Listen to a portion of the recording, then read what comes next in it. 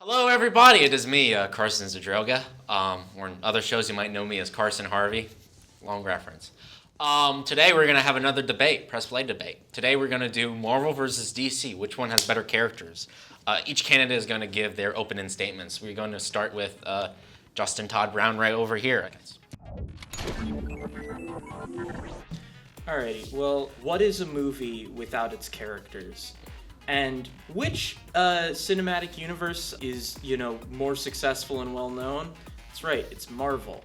I feel like Marvel characters are so compelling that they hold up movies very, very well, and if DC really had the better characters, their movies would be a whole lot more successful than they are. If DC is supposed to have the greatest heroes, then how come they aren't making successful movies as Marvel is? Like, you can't just blame directors and just writers. There's a lot more when it comes to the characters, and I feel like Marvel does a lot better than DC. Basil?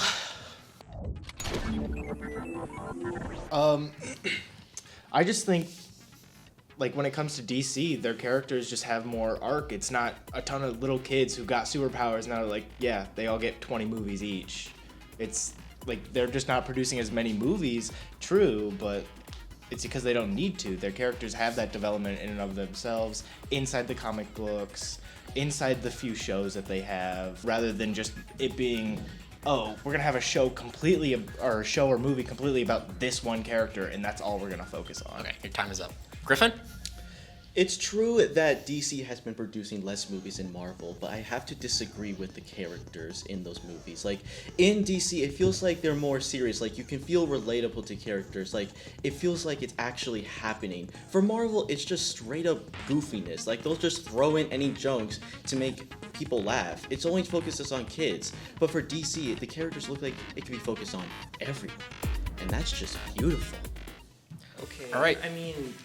Okay, if you're saying that they're relatable, how would you say that Bruce Wayne is relatable when he's a multi-millionaire, when there's only a few multi-millionaires just in general?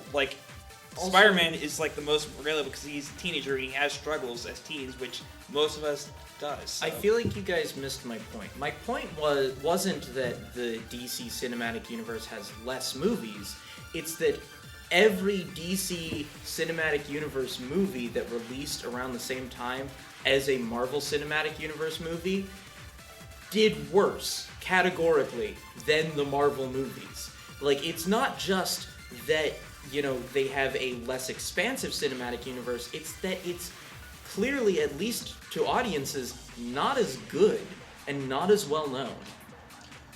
I think with that, it's just looking at what what audience you're targeting. It's Marvel movies are always going to be more centered towards the younger audience and children. So where you're looking at the new Batman movie and Joker, which are a lot more cynical and serious and about the real world around them. And it's children aren't going to be going to their parents and be like, oh, can we go see the new DC movie that came out? They're always going to choose Marvel over that because it's more pandering towards them.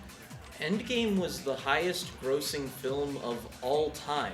I don't think that's just children. I think that's people who were tuning in to watch the end of Iron Man's 15-year arc that they had been building up. You talk about, DC characters have, bigger arcs and everything else. How about an arc so big it takes an entire cinematic universe to fit it? You talk about it being more lighthearted, DC is more serious, but clearly people want lighthearted. Lighthearted doesn't necessarily mean bad. Sure, I can understand that we can all want to be going to a lighthearted and comedic type of movie from time to time, but it always feels like that's what they're focusing on the most. I feel like if they should just take different aspects, have a more serious, a more horror-like film with other superheroes, and just making all of them be all goofy. They did a more horror-adjacent movie. Doctor Strange in the Multiverse of Madness was literally directed by Sam Raimi. I mean, you can go a variety of angles with that sort of thing, and in fact, the Marvel movies do get pretty serious sometimes. I mean, there are a few different times where they have thought about the fact that Captain America never gets to return to the past that he was fighting for. He's someone that has been in a world that has left him behind. I mean, is there really, are there really arcs that can get, more serious than entropy? And also, like, whenever Spider-Man wanted to have the perfect world where a certain amount of people know who he is and then everyone else does, but he had to make the sacrifice, and it's just a very serious tone. Yeah, you're going to get some more comedic stuff, but you do have, as Justin said, like, more serious moments that really elevates Marvel to what is. Yeah, it does have its serious moments, but they're few and far between in a lot of their in a lot of their movies and shows and stuff like that. They don't show up as often as like somebody who's like looking for a big story arc would want. Compared to like when it comes to like Joker and like there's so many different iterations of Joker. Like the comic book, like all the different comic book versions of Joker. We have the newest version of Joker, which is way more cynical and like more steeped in reality than any previously seen. So it's just, and like, I feel like when it comes to like movies like the Joker, it's like those will have more of an effect on, I would say, society than any Marvel movie would. Let's not also forget Dark Knight's Heath Ledger Joker, who's by far the best written Joker ever. It literally makes it when seeing Heath Ledger Joker in action, it feels like he had every right to be a villain. So like other Jokers in the comics, it's a little bit confusing because he falls into a tub of acid and he comes out to be the most evil person you'll ever meet. But do you need all these Jokers? Like, you keep saying like, oh, this Joker's great, this Joker's great, but like Marvel, like they perfected these heroes and villains where they don't need to keep making iterations of themselves, and like Absolutely. Like Andrew's saying, like, if DC's characters are so good, then why do they have to keep bringing back the clown instead of, actually expanding on all the other characters? Why can they not keep Batman's characterization consistent? Why in Batman vs. Superman does Batman straight up kill people when that's like the one rule that he's supposed to follow, his like one piece of characterization? In fact, nobody seems to be acting in character in Batman vs. Superman. And if their characterization's so strong, if their characters are so good, why do directors constantly feel like they need to break off of that and change that to make their stories compelling? That is true that they are constantly changing characters all the time, like changing how their characters are written in certain aspects.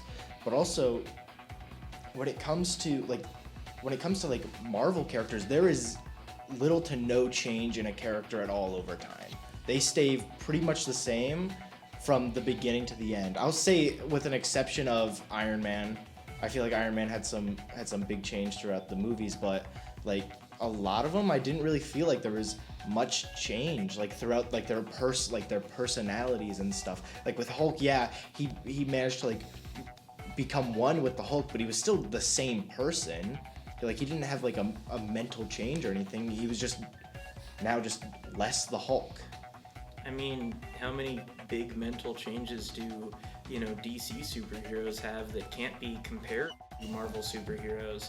We see Spider-Man go through an entire arc of one, learning to be a hero, and two, learning to, process the grief and loss of everyone he's ever had. At this point in the MCU, Spider-Man has nobody. I feel like, there aren't as many like clearly defined arcs for all of the superheroes, but I feel like the ones that they really want to focus on, they really do. Well, if you want to talk about the Batman, who literally lost both of his parents right in front of him, like that's a big loss arc. That's his origin. That happened like 20 years ago. That's his whole, like, I'm not saying like, oh, he should just get over it, but like we're meeting him at a point where he's already done a lot of processing. We're meeting him at a point where, he hasn't actively lost that person in the last like 2 years.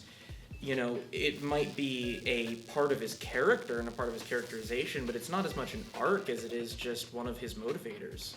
But you can't forget that Batman has lost a whole bunch of Robins out in the field, and seeing them getting killed in action could be really way more traumatizing than seeing his parents just get shot at. And not to mention, there's been other times when Alfred almost dies or just completely dies, and that breaks Batman completely. It just proves that even though he's experienced so much training over the years, he can still be beaten, he can still be weak and broken. So he keeps recruiting 12-year-olds? The Caped Crusader, more like the Caped Child Endangerer.